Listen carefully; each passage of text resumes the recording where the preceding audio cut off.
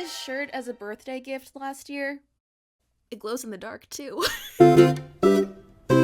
It's the most wonderful time of the year to read filthy, naughty fanfiction and be horny on main and make people question your taste because holy hell, dude, what the actual are you reading? Happy Kinktober, everyone, for those who celebrate. For those currently looking at me like I've grown a second head, allow me to explain. And for the fanfic readers / writers out there who want to learn something new or just want some inspo for their own stuff, here you go. Merry Christmas, you filthy animal. Kinktober is an annual pan-fandom prompt challenge that takes place in October across various fandom hubs, from AO3 to Wattpad to Tumblr to Twitter, with each day having a different prompt that fan creators can then use for inspiration or to pivot off of to create works for their fan communities. Like how, for example, Mermay is dedicating the month of May to mermaid-centric fan works, October is dedicated to kink-centric fanworks. For anyone who isn't super familiar with what kink actually is, I pulled up a whole bunch of different definitions from various dictionaries. A person's unusual sexual preference, unconventional sexual taste or behavior, a set of pleasurable activities that people choose to do together that in other contexts are not pleasurable or usual. It's really just anything that isn't considered typical when it comes to spicy tastes, be it BDSM or frisbees. Yeah, I know some of you are like, oh, but a lot of people like BDSM.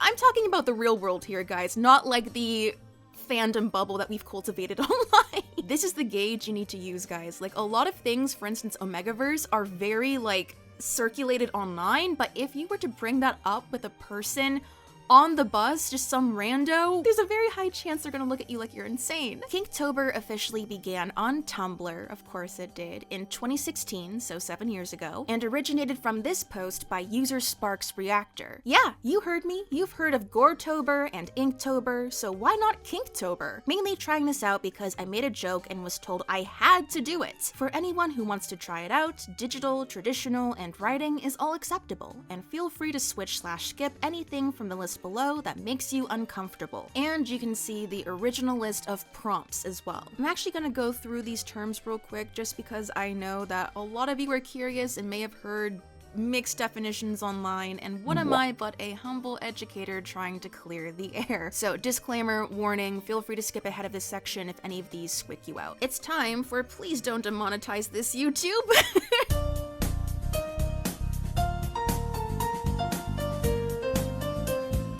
Okay, so number one is pretty self-explanatory. It's just is involved. Dirty talk is just saying naughty things to get the other person going. Like, if dirty talk was happening between two Subway sandwiches, it might go something like, oh yeah, your buns are so crispy and warm, I bet you're just filled with herbs and seasonings, huh? Public. The canoodling takes place in a public location, and that gets the participants going. Number 4.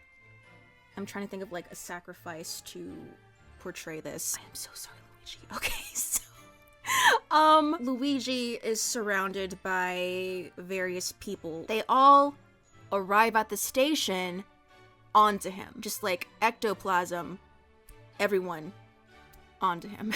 I hate that I'm doing this. Sorry, I'll put you back on the shelf with Bowser. Number 5. One of the participants is humiliated, could be in different ways. For example, verbal humiliation or physical humiliation, mental humiliation, and they get going from that. Size difference. Just Luigi.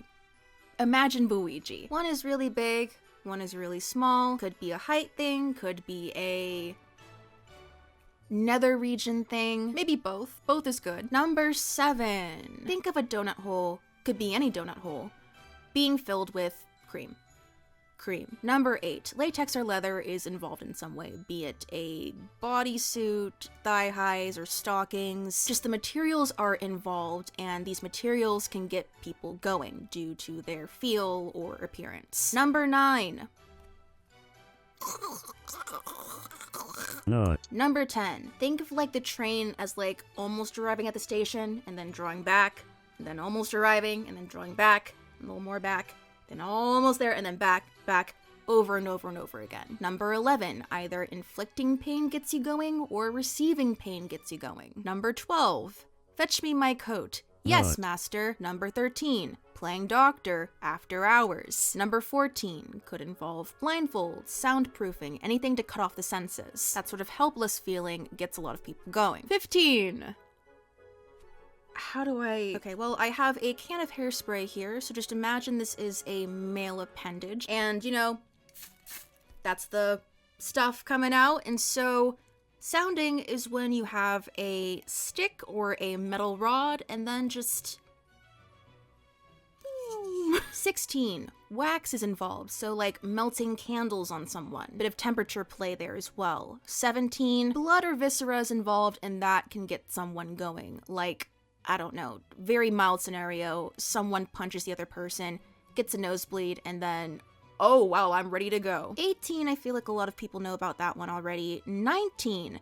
This one, actually, people get kind of misinterpreted sometimes, but this is basically someone is asleep and the other person is doing things to them, and it can be consensual or consensual non-consent. They could be half asleep, entirely asleep. They could have rules of stuff before the person goes to sleep, or, oh, once they fall asleep, you just have free reign to do whatever you want. 20, one person is the pet, one person is the owner or master, and the pet, you know, is told to do things like sit, go get the newspaper, roll over, stay, be a good boy, be a good girl, and then that gets them going. 21. Okay, so you know with like a filled donut, you have a pastry bag that's filling it. Just imagine if there were 2 pastry bags filling it, or 3, or 7. 22. Imagine there's like a hole in the wall and either party can't really see each other, but one person is receiving on one end of the hole and the other person is giving. It could be just one giver, it could be multiple givers, but yeah.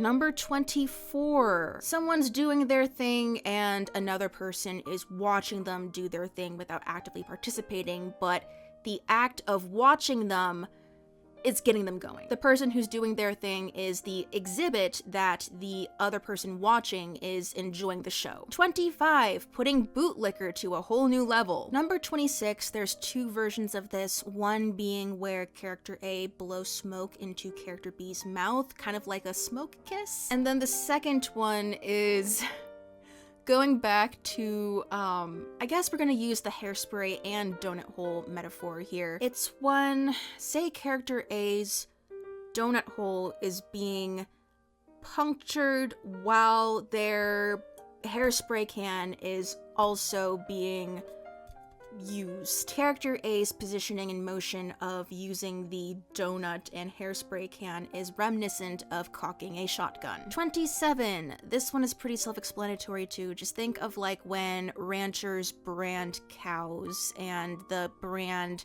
is like their initials or like the logo of the ranch. Only in this case, it's between 2 people. Number 28, alien love, and we come in peace on a whole new level. Number 29, alas, it does not involve jet skiing or water skiing. It's piss. It's just piss. Piss is involved, you can't hold it anymore, and you just let it free, and that's what gets the people going. 30, toys. Any toys. Toys are involved, and it gets the people going. And 31, just mix and match any of the numbers above. Why do I feel like I'm taking up the role of, like, a second-degree sex ed teacher? Fanfic is not sex ed! Kinktober actually has loads of other lists available besides the original one. People churn out new lists every year. Some are more focused on certain fandoms, some are more specific to certain themes or subcultures or kinks, some are more wild or mild than others. It really just depends on what you're looking for and how adventurous you are. Whether you're looking for something more general or hyper-specific, gentler and softer, or entirely off the rails,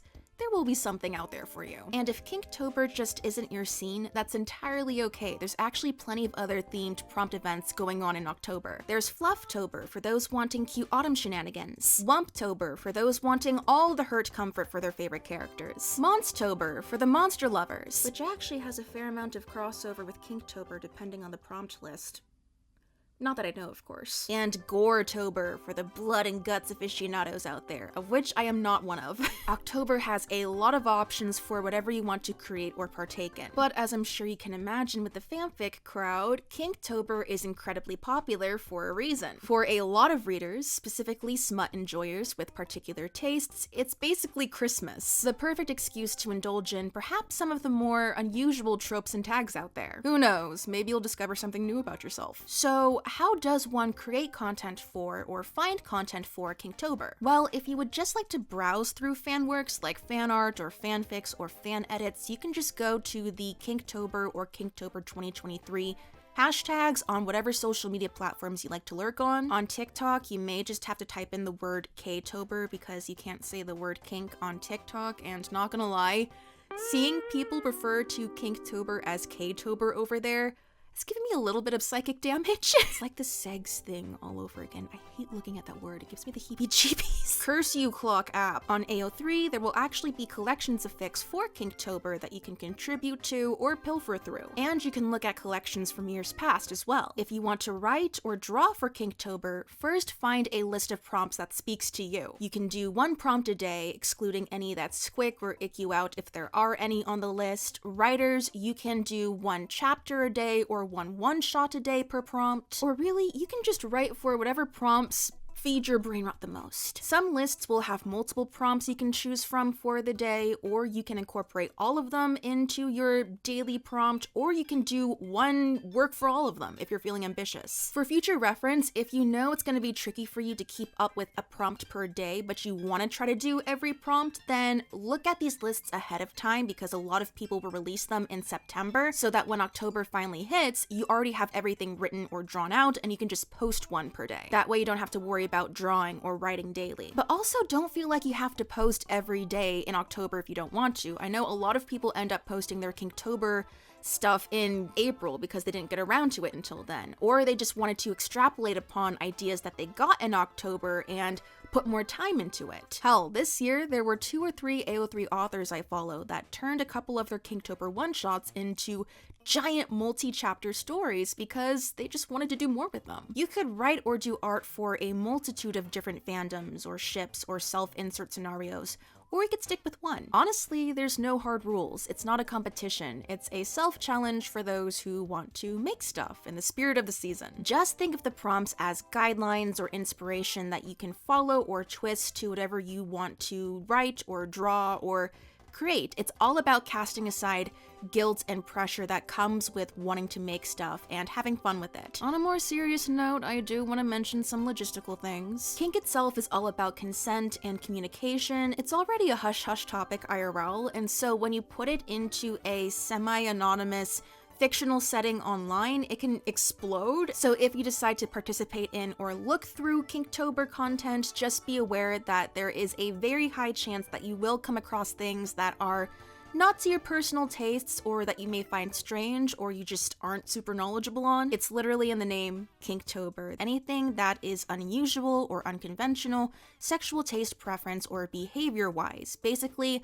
anything that you wouldn't find in your typical bedroom. It is not a synonym for smut. There's gonna be a lot of stuff out there, believe me. Again, I'm just seeing a lot of people who only know it as Ktober walk through that door and then surprise Pikachu facing. And on the flip side of all of that, please don't feel like you have to participate in Kinktober stuff if you don't want to, if it's just not your thing. I get so miffed when I see people pressuring others like, oh, don't you like this? Why don't you like this? You're so vanilla and boring. You shouldn't feel like you have to like something or you'll be shamed otherwise. I'll say it again, kink is all about consent and communication. Overall, Kinktober is all about being a fun event for those who are down to clown with wild and weird fantasy smut. Are you participating in Kinktober this year? If so, then what are you looking forward to? Is this your first time hearing about Kinktober? If so, then I hope you learned something new. Thank you so much for watching this video, everybody. Happy October, and I will see you in my next one. Bye! 안녕.